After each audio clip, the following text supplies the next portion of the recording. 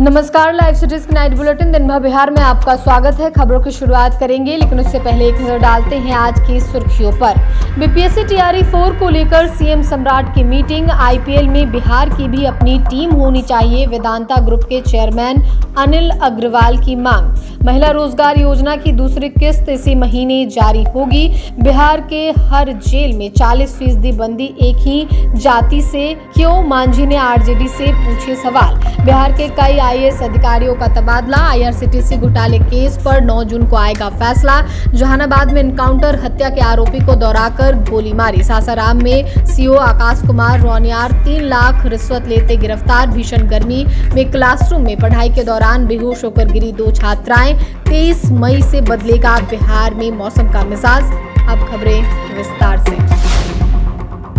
बिहार के मुख्यमंत्री सम्राट चौधरी ने बीपीएससी टीआरई 4 के नोटिफिकेशन और भर्ती प्रक्रिया को लेकर मुख्यमंत्री आवास पर एक हाई लेवल मीटिंग बुलाई, जिसमें शिक्षा मंत्री मिथिलेश तिवारी और शिक्षा विभाग के तमाम अधिकारी शामिल हुए।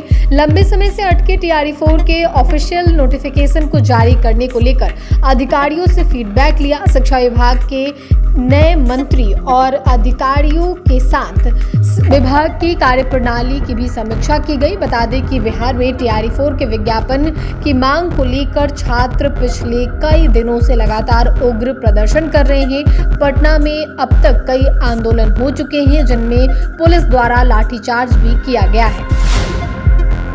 वेदांता ग्रुप के चेयरमैन अनिल अग्रवाल ने बिहार के लिए एक आईपीएल टीम बनाने की खुलकर मांग की है। अनिल अग्रवाल ने कहा कि जिस तरह सीएसके, एमआई और केकेआर जैसी टीमें अपने अपने राज्यों और शहरों का प्रतिनिधित्व करती है, उसी तरह बिहार को भी आईपीएल में अपनी पहचान मिलनी चाहिए। इसकी अपनी एक टीम होनी चाहिए। एक्स पर उन्होंने पोस्ट कर कहा कि उनका बिना शर्त समर्थन बिहार की टीम के लिए होगा। उद्योगपति अनिल अग्रवाल ने लिखा कि बिहार की मिट्टी ने देश को बहुत से बेहतरीन क्रिकेट खिलाड़ी दिए हैं। उनके इस पोस्ट का मुख्यमंत्री सम्राट चौधरी ने संज्ञान लिया। अपने एक्स पर उन्होंने लिखा कि आपकी बात से पूर्णतः सहमत हूं। बिहार के क्रिकेट इमोशन के लिए सरकार स्पष्ट विजन के साथ मिशन मोड में कार्यरत है। आपके सहयोग से निश्चित ही बिहार की क्रिकेट टीम को लेकर सकारात्मक निर्णय लिया जाएगा। ग्रामीण विकास विभाग के मंत्री श्रवण कुमार ने महिला रोजगार योजना को लेकर ऐसी बड़ी घोषणा की है। मंत्री के अनुसार महिला रोजगार योजना के तहत दूसरी किस्त के रूप में 2 लाख की राशि इसी महीने महिलाओं के खाते में भेजी जाएंगी।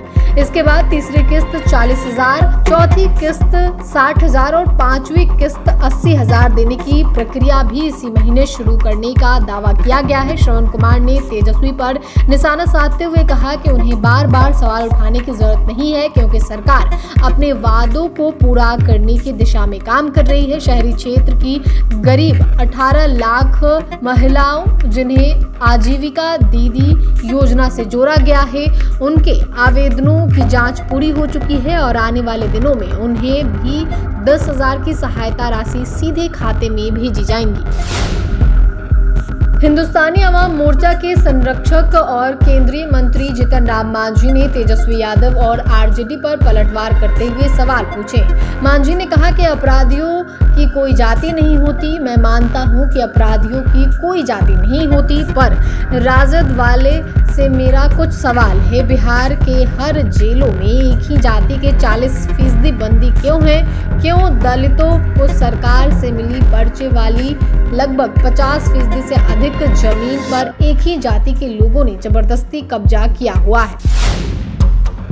बिहार सरकार ने बड़े पैमाने पर आईएएस अधिकारियों का तबादला करते हुए कई अहम विभागों में बड़ा फेरबदल किया है। जारी अधिसूचना के मुताबिक कई वरिष्ठ अधिकारियों को नई जिम्मेदारियां सौंपी गई है। वरिष्ठ आईएएस अधिकारी दीपक कुमार सिंह को राज्यपाल का प्रधान सचिव बनाया गया है। आईएएस अधिकारी अरविंद कुमार चौधरी को मंत्रिमंडल सचिवालय विभाग का अपर मुख्य सचिव बनाया गया है। सामान्य प्रशासन विभाग द्वारा जारी आदेश के अनुसार कई अधिकारियों को अतिरिक्त प्रभार भी सौंपा गया है। सीमा त्रिपाठी को राजस्व एवं भूमि सुधार विभाग का सचिव अतिरिक्त प्रभार दिया गया है।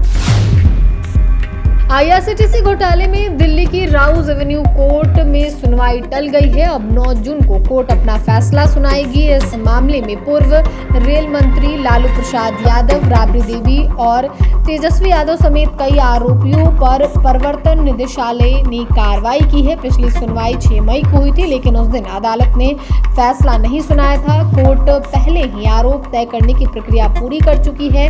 अब सभी की नजरें आने वाले फैसले पर टिकी है। ईडी ने लालू यादव परिवार के खिलाफ चार्जशीट की दायर की है। जहानाबाद में पुलिस ने कुख्यात किलर विक्कू सिंह उर्फ रावण का हाफ एनकाउंटर किया है। दीपक सिंह हत्याकांड के मुख्य आरोपी रावण को घोषी थाना क्षेत्र में नहर के किनारे मुठभेड़ में पैर में गोली लगी। एसटीएफ और स्थानीय पुलिस की संयुक्त टीम ने आरोपी को हथियार बरामदगी के लिए ले जा रहा था, जहां उसने अचानक पुलिस पर फायरिंग शुरू कर दी। पुलिस के अनुसार आरोपी ने झाड़ियों में छिपाए हथियार से फायरिंग की, जिससे घोसी थाना प्रभारी की गाड़ी में गोली लग गई। थाना अध्यक्ष बाल बाल बचे, जिसके बाद पुलिस ने आत्मरक्षा में गोली चलाई।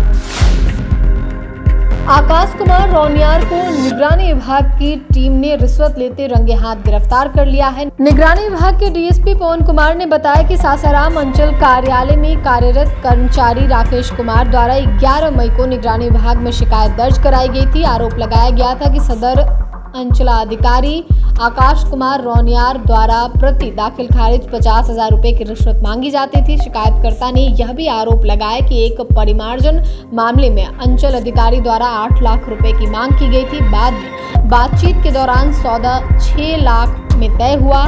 इसी सिलसिले में अपने आवास पर 3 लाख की पहली किस्त मंगाई थी।